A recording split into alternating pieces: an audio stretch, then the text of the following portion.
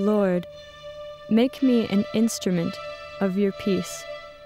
Where there is hatred, let me sow love. Where there is injury, pardon. Where there is feud, reconciliation. Where there is doubt, faith. Where there is despair, hope. Where there is sadness, joy. Where there is darkness, light. The love of the three embodied in human form through holiness changed the life of people. That was the experience of Saint Sergei, and that was the experience of Saint Francis.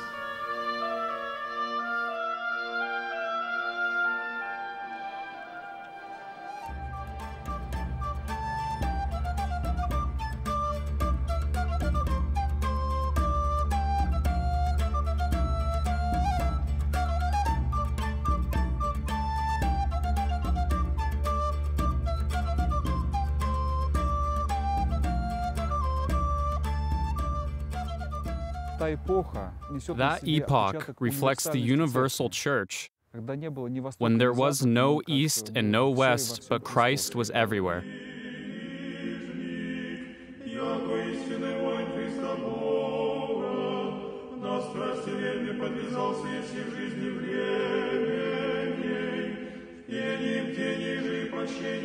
The most important is that Saint Francis is no stranger to us, and between these saints, Saint Francis, Saint Sergi of Radonez, and Saint Seraphim of Sarov, there are no barriers. They will enter the heavens together.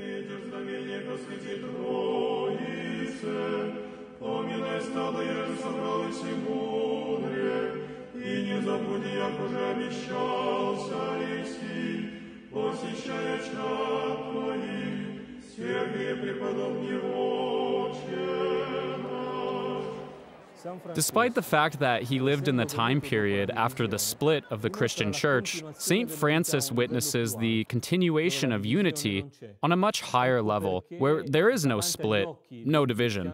That is why Russian Christians accept Saint Francis as an icon, a familiar, near, and very well-known one.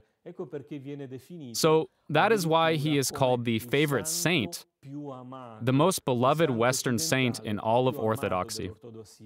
The similarities between Giotto and Rublev have their sources in Byzantium, from the unity that existed then. People built boundaries. God doesn't have any. Why is Saint Francis so familiar to us? Because he expresses something that is very Russian in his spirituality. The image of Francis of Assisi appears especially common precisely to Orthodox soul: love to poverty, love to nature, and most of all, simplicity, absence of anything scheming or imperious. Cardinal Hum embraced me, kissed me, and said, "Do not forget about the poor." These words echoed in my head, poor, poor, and I immediately thought about Saint Francis of Assisi. I think the name of Francis was absolutely correct. I was not surprised at all. This name fits him really until the last letter. If you read the story of Saint Francis of Assisi, and then you look at Jorge Bergoglio, you will think it couldn't have happened any other way.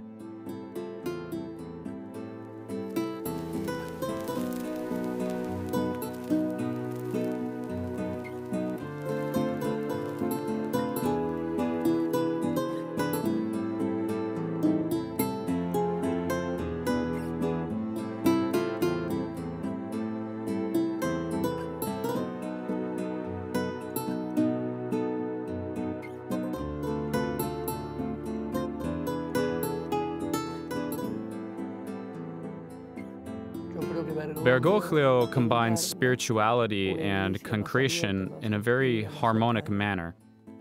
In this sense, Bergoglio represents the church that is open to people, very strict, but very near to each person and to everyone. Such a church is traditional, and not only in Argentina, but in all of Latin America. And he wants to implement into the world what he likes most himself. We all keep treasures. They are our culture, our history, numerous treasures of culture and religion, preciousness of different traditions. But we have to live like brothers.